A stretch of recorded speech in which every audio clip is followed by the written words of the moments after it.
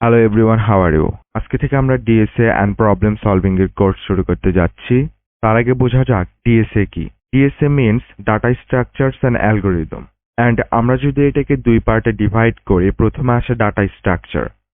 আমরা যখন ইনস্টাগ্রাম বা ফেসবুকে কোনো ডাটা দেই, লাইক ইমেজ, টেক্সট, ভিডিও, কোনো ডকুমেন্ট, অথবা আমরা যখন কারো পোস্টে লাইক কমেন্ট করি, সেই ডাটাগুলো ফেসবুকের ডাটাবেজে যায় অ্যান্ড সেখানে গিয়ে স্টোর হয়। কিন্তু এখন আমরা যদি একটা স্টোর রুমের কথা চিন্তা করি, সেখানে আমরা বিভিন্ন ধরনের জিনিস রাখতে পারি, লাইক চালের বস্তা, আটার বস্তা।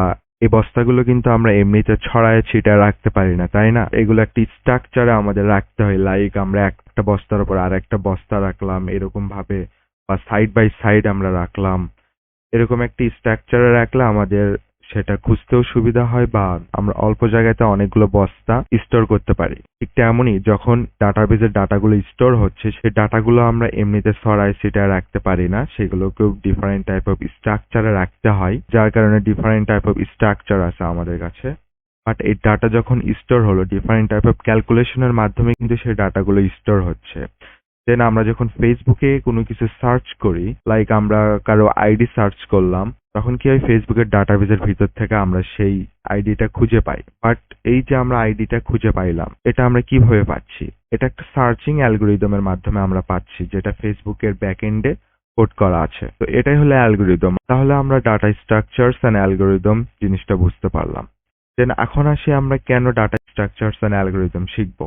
The first reason is improve problem solving skills and then write efficient code. আপনি যদি একটা লার্জ স্কেলেবল একটা অ্যাপ্লিকেশন তৈরি করতে চান, যেখানে মিলিয়নস অফ ডাটা নিয়ে কাজ করা হয়, সেখানে কিন্তু আপনি নর্মাল ওয়েতে কোড লিখলে ইউজার এক্সপিরিয়েন্স ভালো হবে না। তো লার্জ স্কেলে কোনো অ্যাপ্লিকেশন তৈরি করার জন্য আপনাকে অবশ্যই data structures and algorithm use করতে হবে। And the third thing is prepare for technical interviews. আপনি যদি ওয়ার্ল্ডের সব থেকে বড় বড় কোম্পানিগুলোতে কাজ করতে চান, like Google, Facebook, Amazon, Twitter, এগুলোতে জব পাওয়া কিন্তু খুব একটা সহজ না। বাট আপনার যদি প্রবলেম সলভিং স্কিল ভালো থাকে, দেন আপনি ইজিলি ইন্টারভিউ ক্র্যাক করতে পারবেন অ্যান্ড আপনার ড্রিম জব কিন্তু আপনি নিতে পারবেন। দেন এই কোর্সে আমরা কি প্রোগ্রামিং ল্যাঙ্গুয়েজ ইউজ করব?